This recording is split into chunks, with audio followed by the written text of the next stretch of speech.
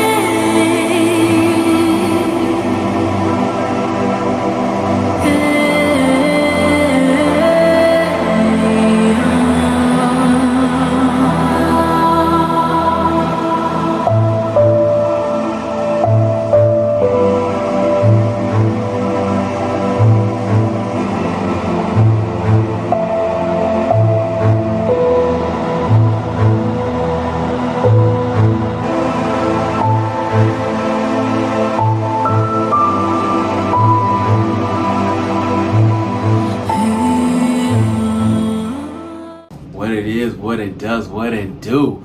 It's your boy. Let's check this out.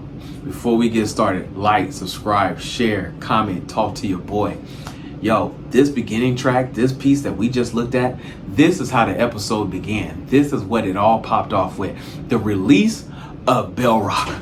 Balrog being let out. Balrog being freed from his prison. He is now out to rule the world. Eventually rule the mountain. Eventually letting the dwarves, not the dwarves, the orc and the trolls eventually run the mountain. The dwarves will eventually be destroyed. Yo, first and foremost, I love the dwarves. This is one of the reasons I love the dwarves. Dwarves are built for battle. They're built to fight, and they fear nothing. And the way your man went out, bruh, if I got an axe in my hand, let's go. You know what I'm saying? It was going down. We learned a lot of different things in this, and I don't know if we have the full length of time that I want to really go in this, but I want to point out some key points in this episode. We learned a couple things. Isildur's father ends up getting the sword that will eventually cut the fingers of Sauron, that will eventually give him the Ring of Power, that will eventually fall to the hands of Gollum. So Isildur's father is on the path for Isildur to one day become king. The fall of mankind is starting to really get into play. Normally, every season has ended with somebody getting the Rings of Power.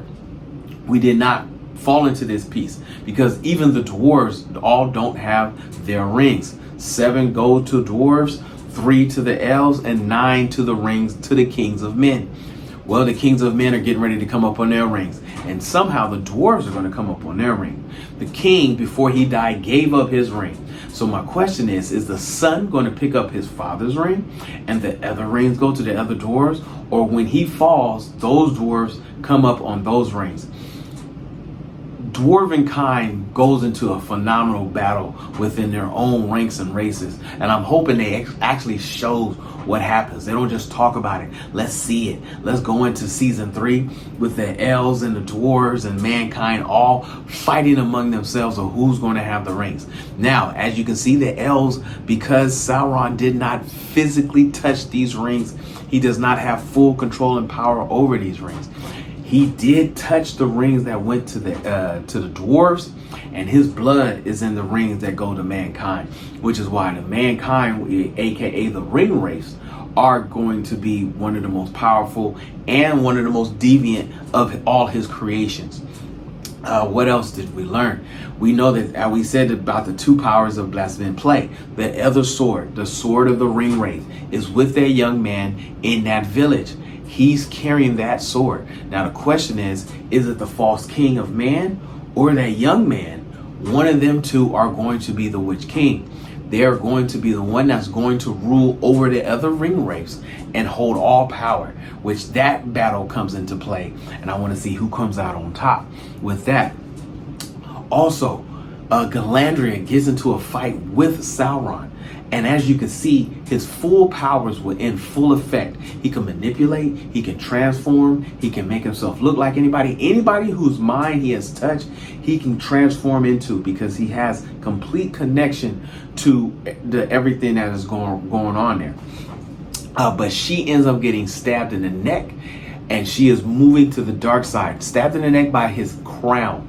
His crown, you got to remember, was purged into the back of Sauron, which means his blood is touching the tips of the crown. So when he stabs her with it, it is only pulling her to the dark side. Eventually, she would have been corrupted, and she would have looked like the rest of the orcs that were out there. But her best friend, the man, the myth, the legend, I almost called him Elrond. I'm sorry, Elrond. Yes, he is Elrond. Duh. Elrond learns and finds a way to heal her and gets her back to health and bring her back with the help of the ring. Now, if you go back to the Fellowship of the Ring, Frodo fell the same way with the ring wraiths when he was stabbed with one of the ring wraith swords, which makes sense why Elrond's daughter knows how to heal him and bring him back, because her father had to do that for Galadriel. In that piece, we can see that everything that mankind stands for, the falling of the kingdom and all, Gondor is going down. Gondor is falling, and Gondor has no king. We need no king. So Gondor will have no king for a long time, because the queen, the rightful queen, who is blind, is being captured and being taken away. The man that is in charge right now, eventually he's going to fall. The question is he going to become a ring wraith, or is he just going to become, or the Witch King? So those two pieces come into play. The orcs turn against their father, turn against the one that they called father, the one they follow, because they were tricked and manipulated by Sauron. And once again, Sauron's mind games come into play, and he ends up killing the one that tried to kill him first, and he came back and got his vengeance, and now the orcs are now following Sauron. If you was wondering how that was going to go down, this is the way he went down. He manipulated this whole thing. He knew, all I got to do is get one of y'all, and then I got all of y'all.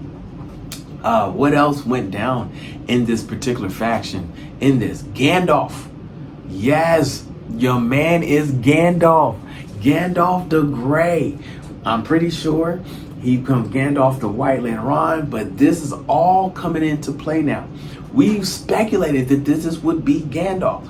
We said it possibly was, or it could have been a wizard before him. Now that we know Gandalf has a staff. Once he picked up the staff off the ground, did you not know? Did you not see it? Did you not feel it going on? Now you know why Gandalf has such love for the halflings. Because the halflings is part of his journey. When he first crashed down here from Midgard, they were the ones and the first ones to help him. So he knows that they're resilient. He knows that they're vibrant. He knows that they're all about that life. Oh, and did we get a Samwise Gamgee moment where old girl's telling the story as things are going on, trying to bring hope and life back to everything that was going on? Whew. There's not a lot that you need to know. Some of the things is just story-wise. Some of the things is leaked. Some things is present day, and some things are futuristic. So we got both swords into play. The sword of Isildur, that's going to eventually go to Aragorn, and we have the Witch King sword going on at the same time. We have the fall of the kingdom of man. They're all going down. Gondor is going out, and going out like a bang right now. We have the fall of the elves. They're at the river. You have them that's getting ready to go with the king.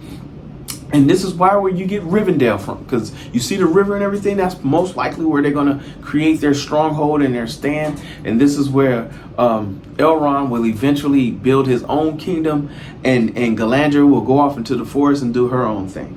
Sauron now has the orcs. He is now truly the Dark Lord. He has the 9 rings of men he has yet to give out.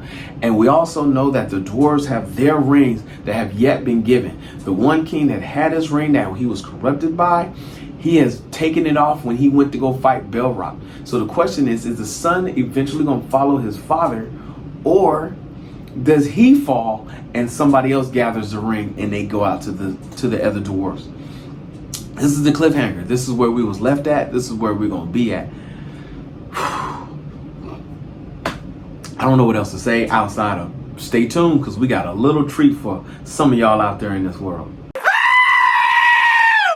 So on a bonus track piece, we want to talk about the orcs and the Uruk-hai.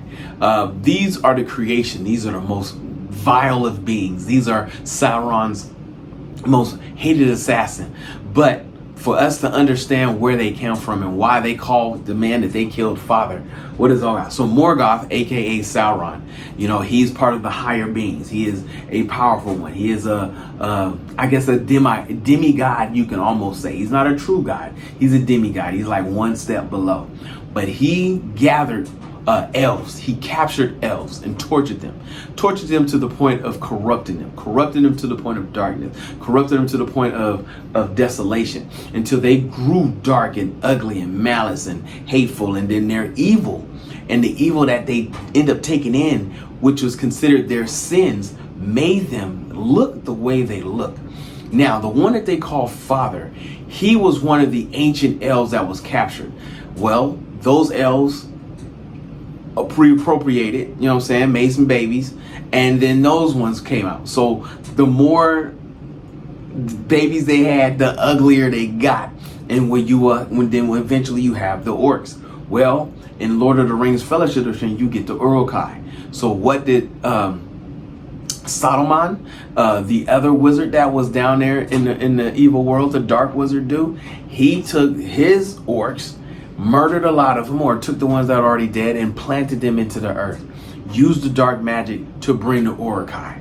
And he used that, which is why they were bigger, stronger, faster, because they are a combination of magic and elves and orc, because they had that 3 bonus combination, which is why they were the most fierce of all beings.